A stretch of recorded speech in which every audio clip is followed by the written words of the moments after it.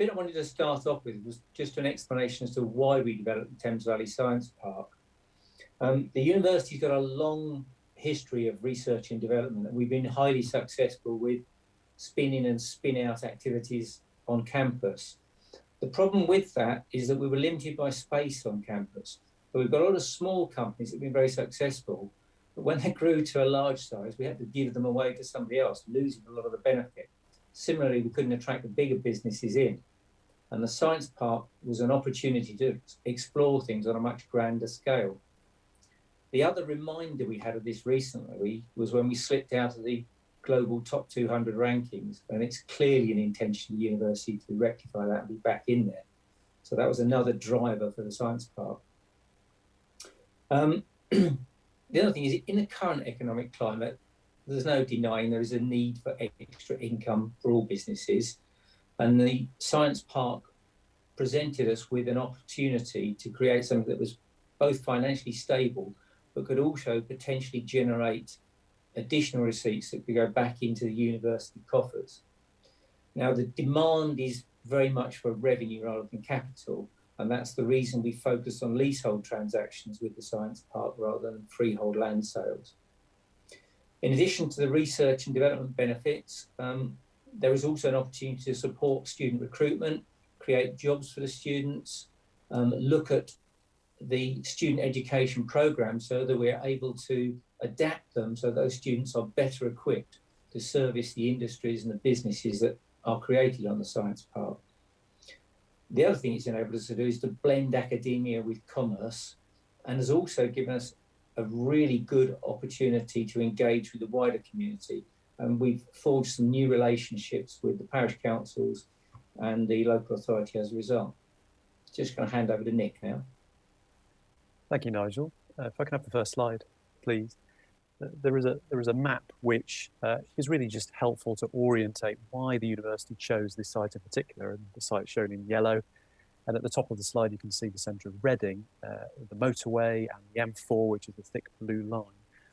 And there are sort of three fundamental reasons why the university chose this site. First of all, the road corridor which links and connects the Science Park site to the south of Reading with the centre of Reading itself and the university's campus, which sits between the two. Secondly, the fact that this was on historically university land as part of its agricultural estate, and therefore land which was no longer needed for that purpose, but could be reappropriated to this future research use. And then thirdly, the adjacency of this particular site to some strategic residential-led development and growth to its west, to the immediate west, surrounding villages to the south of the motorway, which creates an opportunity to expand both the Reading area and also create a nice balance between the provision of jobs and homes. I'll just hand back to Nigel, just with reference to the next slide, which is an aerial photograph, just to explain some of the infrastructure challenges that we face. Thank you. As Nick has already mentioned, we had some significant challenges with the site outside of just the pure logistics of the planning application. The most significant of these really boiled down to the infrastructure. That was about access to the site and the utilities that were needed for the site. A particular problem was power supply, and it still remains a problem, to be quite honest. We had to initiate a £9 million 11 kilovolt ring main upgrade to enable us to have sufficient power for the housing in the area that was coming through, and also the first phases of the Science Park.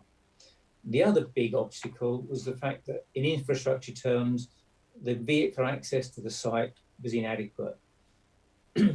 This meant we had to try and get planning consent for a new bridge over the motorway, and also a major relief road to the Shinfield village nearby. The advantage of it was that it framed the entrance to the site and made it more dominant. The downside was it was £30 million of infrastructure cost. To try and help move that forward, we obtained a loan from Homes England of £25 million. The loan wasn't the money that was the critical part, it was actually the involvement of Homes England and the government in supporting the application, because they helped us overcome some of the hurdles with Highways England and with the local authority. Part of those works included negotiating a high pressure gas main as well. I'm just going to pass back over to Nick. Thank you, Nigel. The other key element in relation to the housing that I'd mentioned, which you can see running off into the distance on the right-hand side of the photograph, is that the housing that's being brought forward, which is in the region of 2,500 to 3,000 homes, consent obtained by the university and also other development partners, enabled the housing to the tune of £11,000 per house to actually fund the infrastructure, particularly the road, which created the access to serve the science park. So that relationship was crucial to us. And then the final section of just this little discussion really was to highlight the way in which the project is moving forward and changing. Clearly, we've gone through a period of great change and great difficulty over the last 12 months. And that has led to a different focus emerging with regards to the Science and Innovation Park. There's currently 2 buildings on site, a multi-let, multi-tenanted labs and offices building, the Gateway building, plus the Rutherford Centre, which is a proton beam cancer treatment therapy centre, one of the first 3 of its kind in the UK. The British Museum are building a store, which you can see towards the left-hand side of the image, to store many of the artefacts that they can't house in their museum in Bloomsbury. And they've located here because of the relationship with the university. But we're now promoting the site for significant further expansion in the Wokingham local plan. And there is significant support from the Thames Valley Berkshire LEP and also the local authority itself. I'll pass back to Nigel. Thanks, Nick. One of the things that's been quite significant in the last 12 months, and actually before the last 12 months, it was starting to change, is there has been a change in emphasis, particularly in terms of the type of offering. We're becoming far more specialised in what we're offering now. The office element, as I said, was already dying away before COVID, but COVID has meant that we've changed quite dramatically in how we use office space. I personally have been working at home for the last year now. So that's had a major impact on it, and the type of space we're offering. The other thing is that, as I alluded to earlier, we're looking at this on a grander scale now. So Thames Valley Science Park was originally only 800,000 square foot. If we're really successful in growing this in the way that we would hope to, we could be talking potentially of 5 million square foot in the future.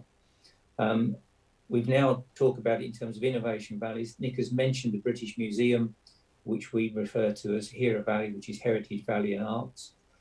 The Shinfield Studios transaction that we have been working on for the last 18 months.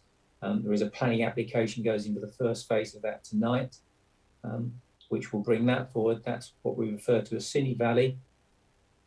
And we're hoping for additional health and life sciences space, which we'll refer to as Medi Valley. And then science and technology will expand further on the site, and we again refer to that as Nano Valley.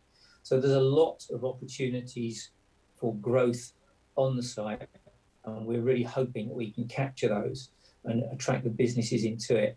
The interesting thing about the studios development is it's bringing in money from overseas. It's not even UK money that's funding it, which has got to be great for the UK economy as well as the university.